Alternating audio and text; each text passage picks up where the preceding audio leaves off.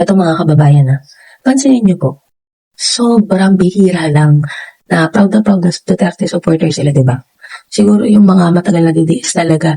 Pero may mga matagal na rin DDS na hindi proud 'pag sinabihan mo silang DDS sila. Karamihan sa kanila, kahit gaano nakahalata ang pagiging DDS, ay todo deny pa rin na sila ay DDS. Bakit?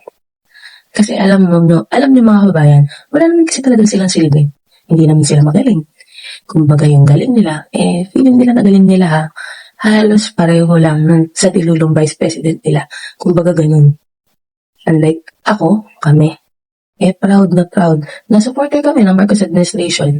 Dahil nakikita po namin na walang kapagod-pagod ang ating mahal na Pangulong Bongbong Marcos sa pagtatrabaho sa paghahanap ng solusyon sa mga problema ng ating bansa.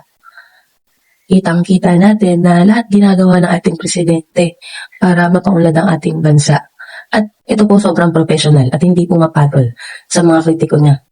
Ito naman si Congressman at Majority Floor Leader Sandro Marcos, patuloy kami na pinapahanga, galing at talino, no, katulad ng kanyang ama, ng kanyang lolo.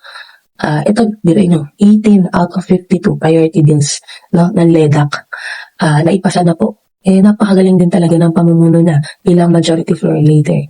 Sabi pa ng mga kritiko o ng mga DDS na namumulitika daw ang Congress dahil daw inuuna ang impeachment hearing ni Sara Duterte.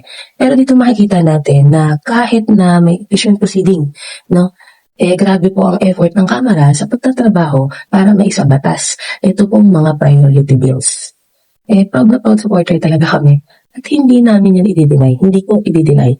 Hindi katulad ng maraming gawa-gawang kwento. Itong mga kritiko ni PBBM, wala rin maipakitang accomplishment.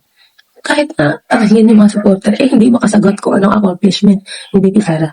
Gusto lang ang gusto lang atang gawin, mag-ribbon cutting at lumipad, no, papunta ibang bansa. Kumbaga nag-world tour. Pero kung titignan natin, wala tayong nakikitang output or accomplishment.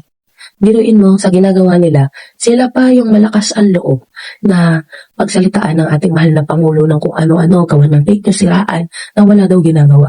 Which is tayo bilang mga supporters at mausisa din, inaalam din lahat. Makikita natin yung ginagawang pagtatrabaho ng Pangulo. Biruin mo, sabi ko nga sa inyo, yung event na inaatinan niya, na pinupuntahan niya, 5 po. Ako, maka-attend ako ng event ni BBM, 1, 2, pagod na ako. Itong presidente natin, senior pa yan. Pero grabe yung multitasking niya para mapuntahan yung mga dapat mapuntahan. Ganun kasipag ang Pangulo. Pero sinisiraan pa rin itong mga kritiko niya na akala mo talaga may ambag sa Pilipinas. Mga pasahurin lang naman yan ng taxpayers' money. At alam natin na pamumulitika lang ang ginagawa, paninira lang ang ginagawa at hindi naman nagtatrabaho.